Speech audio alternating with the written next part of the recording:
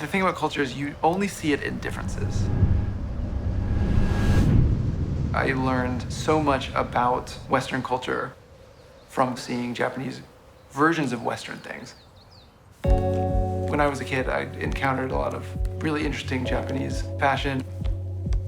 It was so mysterious. And so I've spent a lot of time just trying to figure out why it is as it is. My name is W. David Marx. I'm a writer.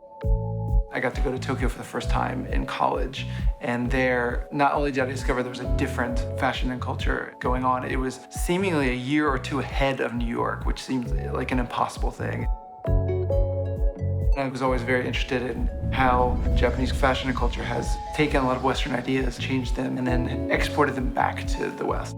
So I wrote a book called Amatora, How Japan Saved American Style. I was really interested in the way that Japan saved American traditional fashion, and saved both means to archive, but saved also means to rescue. And I feel like the archiving actually rescued it. Take Ivy was this photo book made in 1965 as a way to explain Ivy League style to people in Japan.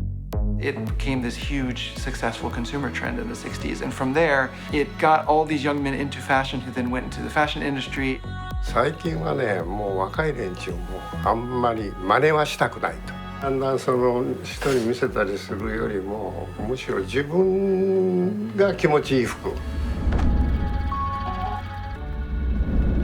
What the Japanese sensibility is to me is the craftsmanship in production. Even in a t-shirt, making the greatest t-shirt of all time with the greatest cut and incredible detail. Think of it not as just a casual t-shirt you're throwing on, but as an almost work of art that you were buying and wearing.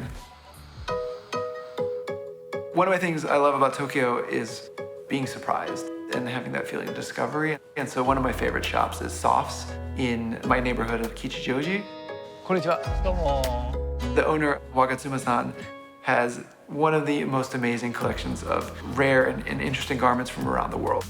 これはビカビカ光ってサバのようなシルクとコットンの混毛っていうかこれ全部スカートそうですね男性の筒になってます You never know what you're going to find, and you always learn about new things. I think that's the mark of a really great shop in our time.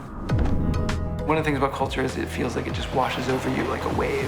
What's really important is just to take yourself to a different cultural experience so that then you start looking at your own assumptions and customs and traditions and say, oh, why do I think this way? Why do I value things that way?